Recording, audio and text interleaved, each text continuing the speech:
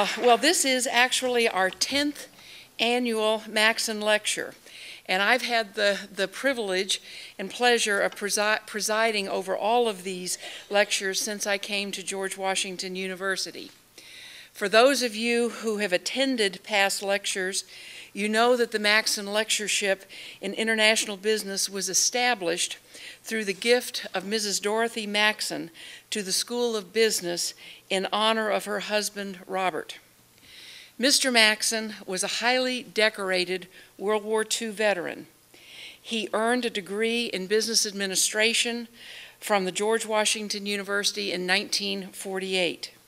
He began his career in the energy field shortly after graduating, and over the course of his career, he worked in various locales around the world, including Japan, Indonesia, and India. Mr. Maxon retired as the general manager for worldwide corporate public relations for the Mobil Oil Company in 1983. The Maxon Lecture has allowed us to bring to GW exceptional leaders from academia, government, and industry. The list of previous Maxon lecturers is in your program. Deservedly, joining this illustrious company is Mr. Mustafa V. Koç, and I'll introduce Mr. Koç in a moment. But before that introduction, I'd like to acknowledge Mr. Michael Johnston, who is in the audience this evening. And with these lights, I can't see exactly where he is. Where are you, Michael? Okay, Michael. Michael was the family attorney for the Maxons, and he was their longtime friend. He was instrumental in the creation of the Maxon Lectureship and has helped support it throughout its first 10 years. In honor of the Maxon Lectureship's 10th anniversary, Michael has generously given a gift to our School of Business. So I'd like to thank Michael for his support and his kindness. His efforts in establishing the Maxon Lectureship have made a significant contribution to the educational experience of thousands of GW business students who've had the privilege of attending the Maxon Lectures and their related discussions on international business. Thank you very much, Michael.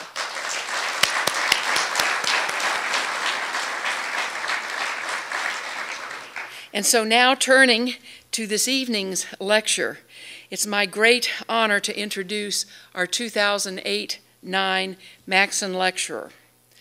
Mustafa Koç is a distinguished alumnus of the George Washington University, earning a Bachelor of Business Administration degree in 1984. I might mention that this is the first time we've had an alumnus as a Maxon lecturer here at GW. Today, he serves as chairman of the Board of Koç Holding, the company founded by his grandfather and Turkey's largest conglomerate. Koç Holding generates about 9% of Turkey's GDP and accounts for 20% of the revenue generated by the Turkish private sector. Ranking 186th in the Fortune Global 500 and 46th among Handelsblatt European 500 listed companies, Koç Holding has major companies in areas including energy, automotives, durable goods, and the financial sector.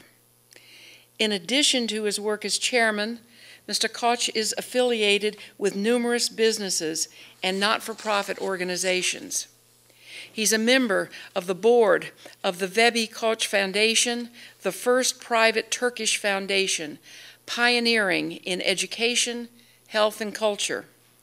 He's also on the board of trustees of the Educational Volunteers Foundation in Turkey.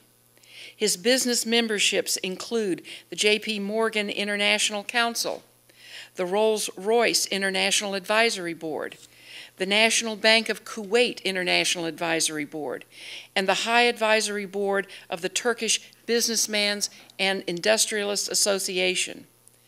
The Koç family was honored by the World Monuments Fund with the 2007 Hadrian Award for their philanthropy and support of museums and research in history, art, and culture. Mr. Koç's topic for this evening's presentation is a corporate responsibility tradition, creative approaches, rewarding outcomes. His topic of corporate responsibility could not be more timely. The global financial crisis and economic downturn have caused a bright spotlight to be directed at global corporations, and heated debates have ensued on what future reforms are needed. There are many lessons to be gained from the experiences of Koç Holdings and their leadership in corporate responsibility. It's my distinct honor to welcome Mr. Mustafa Koç, a GW School of Business alum and CEO of a leading global corporation, Koç Holding, as our 2008-09 Maxon Lecturer. Mr. Koç. Thank you. Thank you very much. Good evening, ladies and gentlemen. I'm very much honored to be here with you today, to have been chosen to deliver the 10th annual Maxon Lecture. I spent many happy years here during my university days, and I'm very pleased to be back, this time to talk about corporate social responsibility, a subject of great importance to my family and our company since its foundation in 1926. The American artist Paul Polnick once said, "Creativity perpetually invents itself." In the age of global capitalism, we see this in these complex financial arrangements that triggered the global economic crisis and needed in the regulatory mechanisms which have yet to be designed to respond to the problem. We see it in the fast-moving technological developments in the IT, manufacturing, and health sectors, but not where we needed more in ensuring equitable, sustainable growth for all citizens of the world. Creative approaches do, in fact, yield rewarding outcomes. But for whom and what is the reward? To answer this question, we need to define a few terms and concepts. Milton Friedman, in writing about corporate social responsibility, defines externality as the effect of a transaction on a third party who has not consented to or played any role in the carrying out of the transaction. In his book, Capitalism and Friedman, he says, there is one and only one social responsibility of the business: to use its resources and engage in activities designed to increase its profits so long as it stays within the rules of the game, which is to say, engages in open and free competition without deception and fraud. He believes that any other activity would result in spending investors' money on causes they did not consent to and which do not relate to the core business of the company. Has Friedman's approach, absolutist approach, ended the discussions? Not really. There is a general consensus on the issues of externalism and rules of the game. However, there is still discussions on how to create the best value added and how to generate the best rewards. It is used to be defined as doing good to do good. This is a tradition that the third generation of my family inherited from our late grandfather, V.P. Koç, who established the Koç Group of companies some 80 years ago. He summed up his patriotism, sense of responsibility, wisdom, and vision in one simple statement: I live and prosper with my country. Unquestionably, the issue of his day did not have the global implications that they have today, nor were the settings, relationships, or policies as interconnected. For example, when he set up Turkey's first automotive company, he in fact established the first private manufacturing industry in the country. When he set out to institutionalize his company under the roof of a holding company and held an IPO, he essentially established the national capital market. Similarly, by institutionalizing his philanthropic work under the auspices of a foundation and struggling with the bureaucracy for 2 decades to establish the legal framework, he paved the way for other businessmen who wanted to do so with their social investments. Today, Vehbi Koç Foundation operates in 3 major areas: education, health, and culture. We have established 17 public schools, a university, a hospital, 3 museums, awarded tens of thousands of scholarships, and spent more than $500 million, most of it in the last decade. In all this work, Vehbi Koç was being proactive in a creative way. He did not wait for the right conditions or the legal framework to act responsibly. He was weaving the threads of economic and social development. When I signed the United Nations Global Compact on behalf of my company in 2006, I was sure of something very, very important. The universal principles in the areas of human rights, labor, the environment, and corruption embodied in the Global Compact were an integral part of the way we did business since the day our company was founded. The Global Compact is a contemporary framework for businesses to follow on a voluntary basis and includes commitment to continuous progress in the area of social responsibility. Indeed, social responsibility works best as a tradition in the broadest possible sense, starting with Friedman's profit-seeking activities and continuing through the establishing a national economy which would include weaving threads of a developing society. But even that broader understanding of a nationalistic approach is not enough to meet the needs of our day. Planet Earth is giving out warning signals caused by the externalities of human activity. Long before governments became concerned about population growth and the environment, Vehbi Koç identified these as 2 very critical issues for the development of a healthy society. In the early 70s, he launched campaigns that brought together public institutions, international labor organizations, and industry. These efforts, more than 30 years ago, reflected his awareness of what is now called stakeholder engagement. And he never stopped building on this philosophy. Over the years, he set up separate NGOs to address family planning and health, education, and the environment. What was even more revolutionary in his approach was that in establishing his foundation, he tied its endowment to the shares of the holding company. He believed that the foundation and its work would only be sustainable if tied to a basket of shares of many companies striving to adapt and compete in a changing world. Many of you may recognize similarities between my grandfather's approach and what is now called the modern portfolio theory. Did he question whether or not had to provide this public good as a businessman? No, he didn't. Did he try to find a business rationale for it? He did, by saying, I prosper so long as my country prospers. He understood that a more educated, healthy public was the reward of these creative approaches. In short, it was a win-win situation. 2 generations later, we continue to support the third sector because we recognize the value it brings to democracy and social development.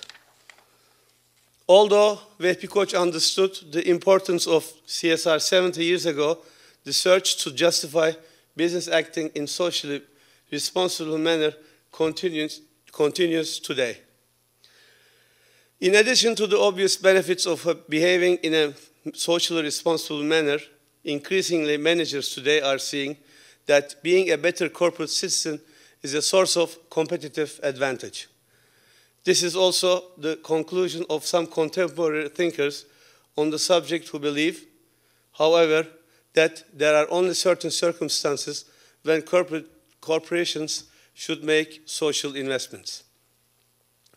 According to this school of thought, there are 6 circumstances which would facilitate the provision of goods and services as part of corporate social responsibility.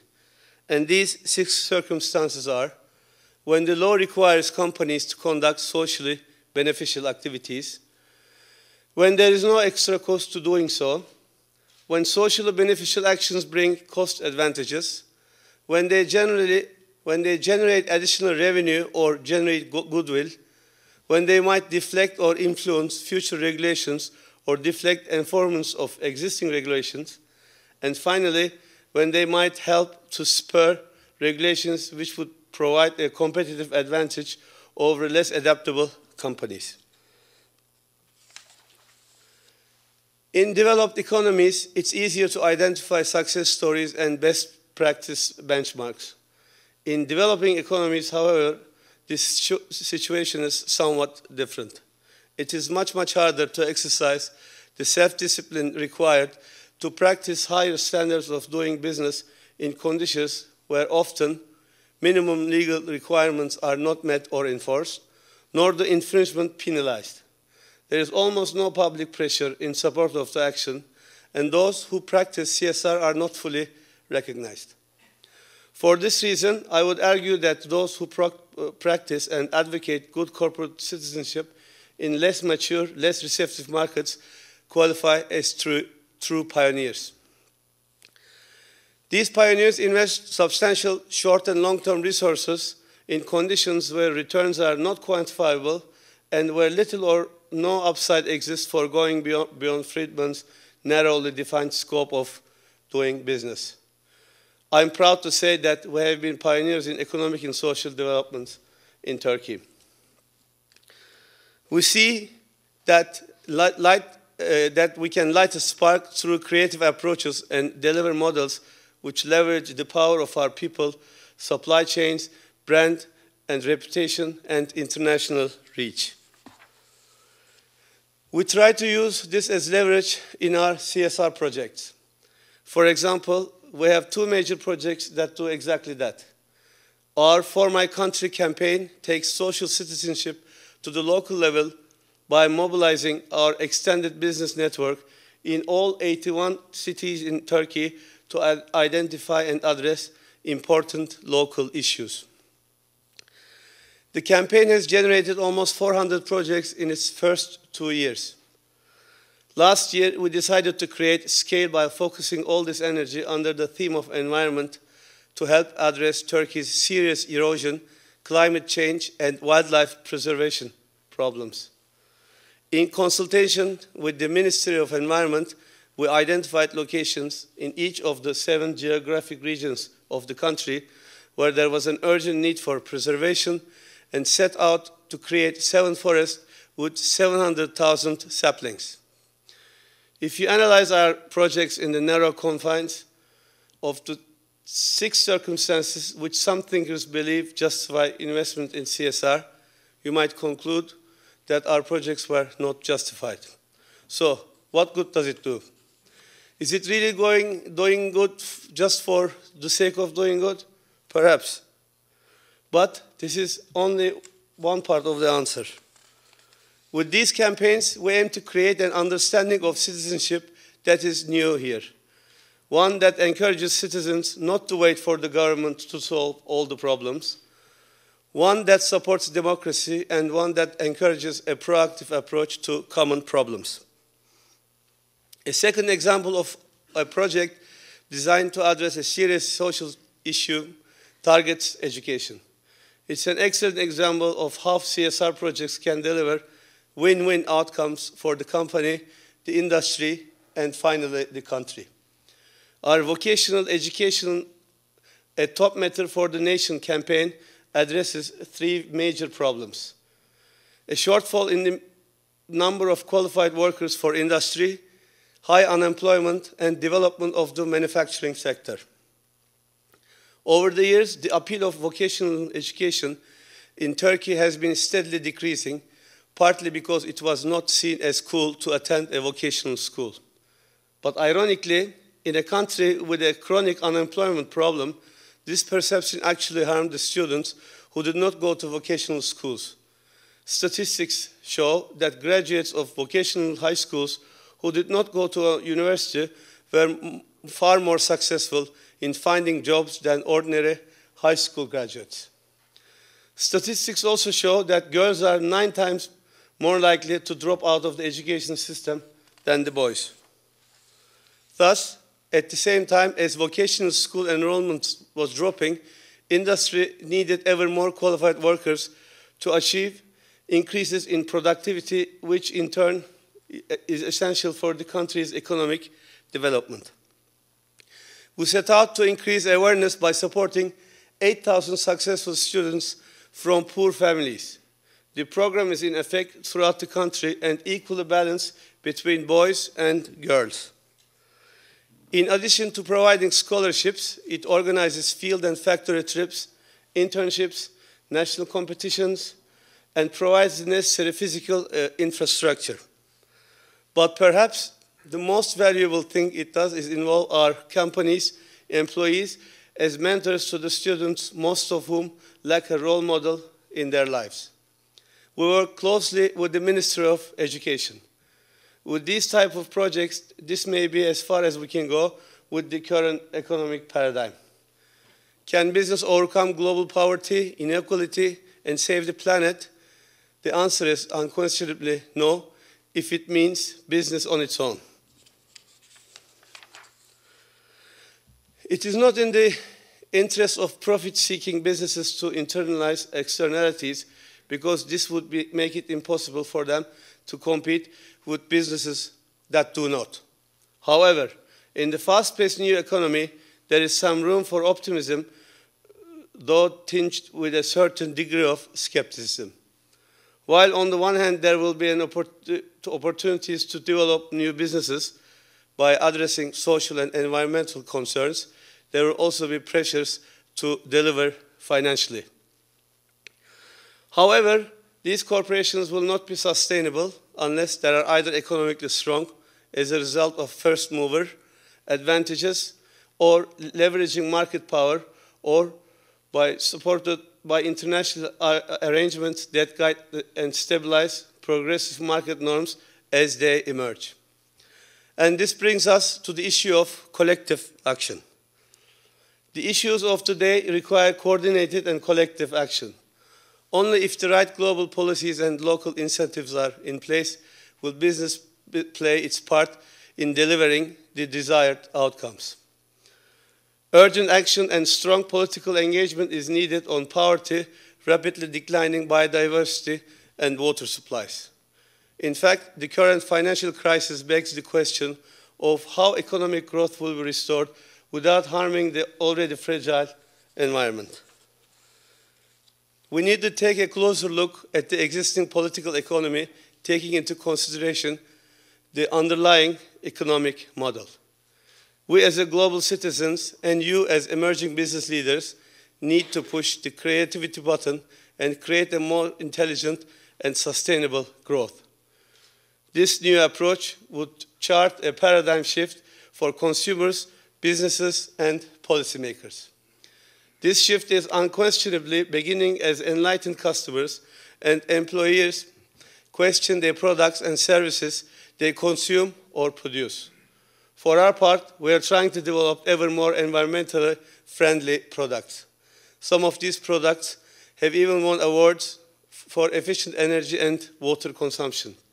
We also have completed and secured licensing of 12 research and development centers. This is just my company, and there are many more companies out there who are also taking part in this shift. The shift is happening with initiatives such as the Kyoto Protocol and its tools like the Clean Development Mechanism. The shift is happening with the Global Compact, which Kofi Annan described as the joint values of the emerging global community. The shift is happening with a globally growing green market that stood at $1.3 billion in the year of 2007. We can find more examples that, when brought together, indicate a shift leading to a paradigm change. The pace of this change will be determined by the steps taken to establish a framework that will address the issues of economic development for the world's less advantaged. We need to be creative. As President Clinton recently said at Davos, the world has become an unstable, unsustainable, and unequal world. To motivate the business world to become even more creative in CSR work, they need recognition, whether in the form of investors who favor responsible management or qualified employees who seek out companies they would be proud to work for, or customers who value products and services that have been produced responsibly. As investors, employees, or customers, you need to do your part too. You have every right to play a dominant role in shaping the future playing field and defining the rules of the game for the world's major actors. In conclusion, I would ask you, is it not a great reward to have a stable, sustainable, and equal world? Having heard about the work my company has been doing for the last 70 years, I think you know the answer is an unqualified yes. Thank you for your attention and patience. And I'm going to stop here. If you have one or two questions, I'm glad to answer them to my best capacity. But I can barely see you all.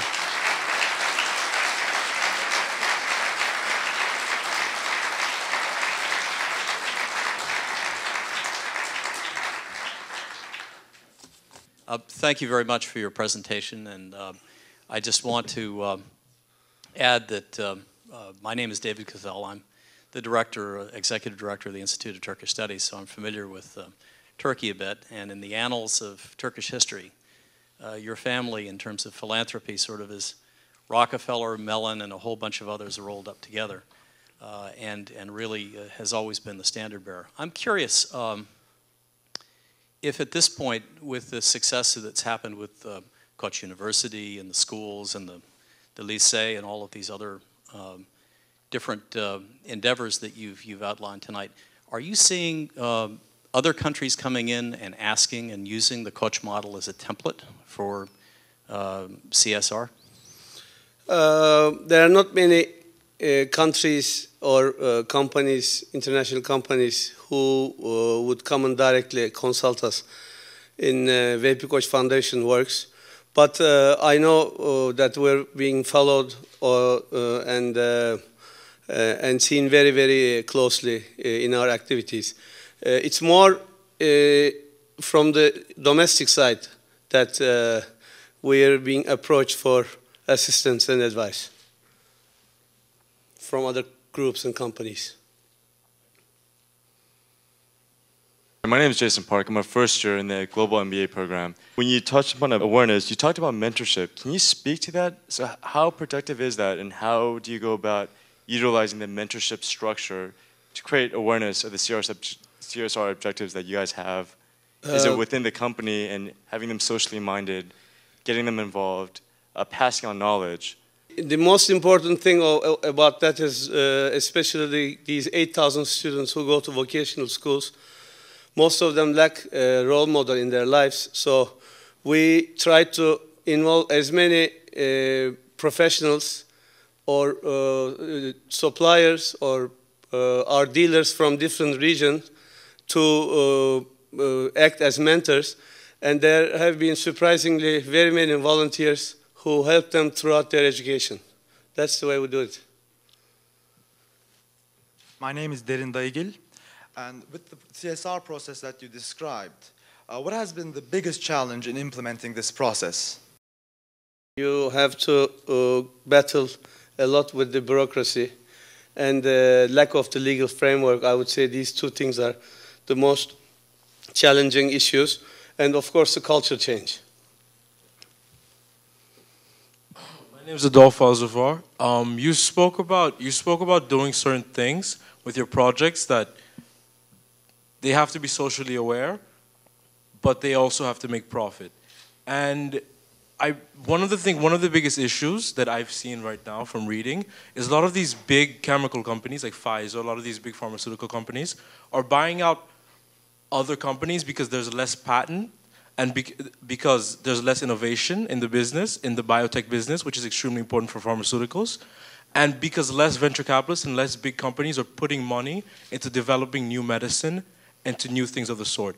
And is your holding company doing anything in biotech? No, we are not doing anything in biotech.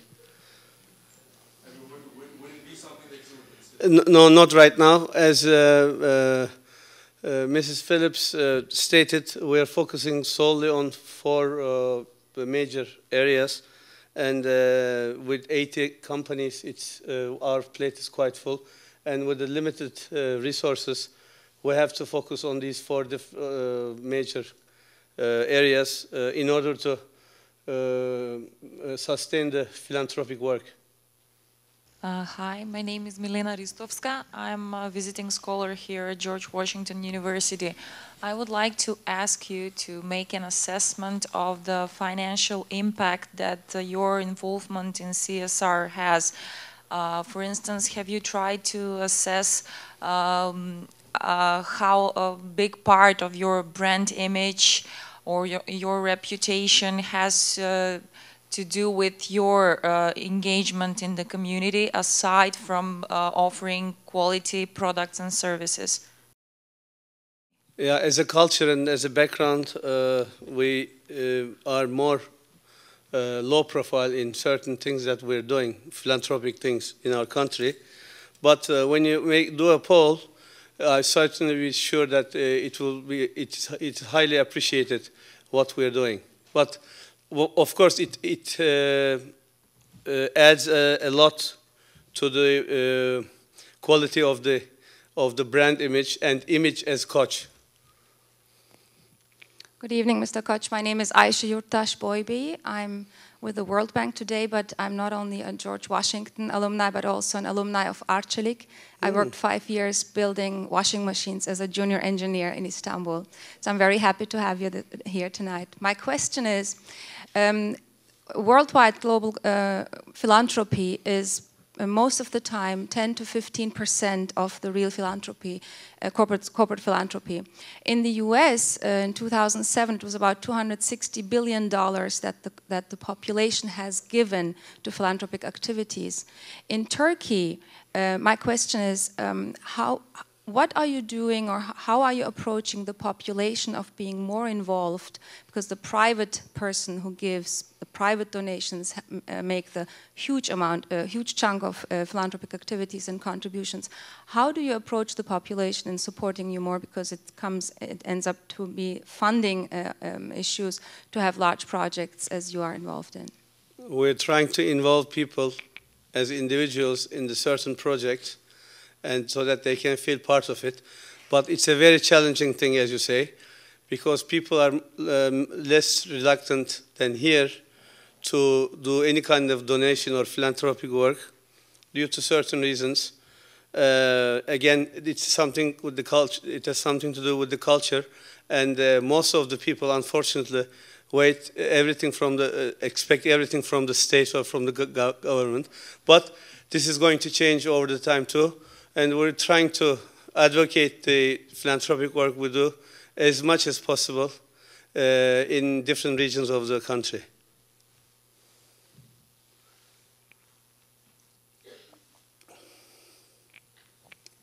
One last question. Thank you. Hi, my name is Chris Scheibet, and I'm a first-year MBA with the Global MBA program.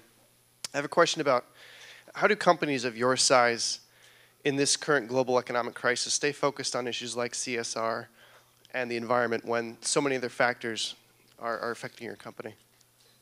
Of course, the priority, you have to set your priorities very carefully.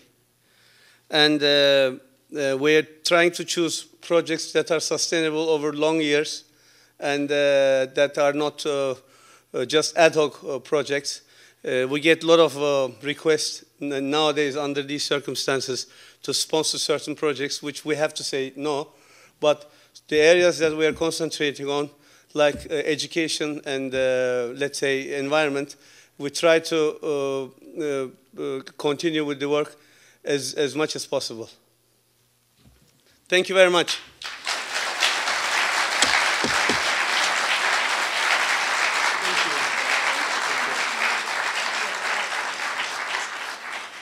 Ladies and gentlemen, I know it's a great honor for us to have Mr. Koç here this evening, and I want you to know, well, we're going to give him a plaque to commemorate this evening's lectureship. And hanging in my office suite is another plaque that has all the names of all of the Maxon lecturers. And so he joins a distinguished group, and we're just delighted to have you with us. Thank you very much. Thank you. Thank you. Thank you. Very kind of you. Okay.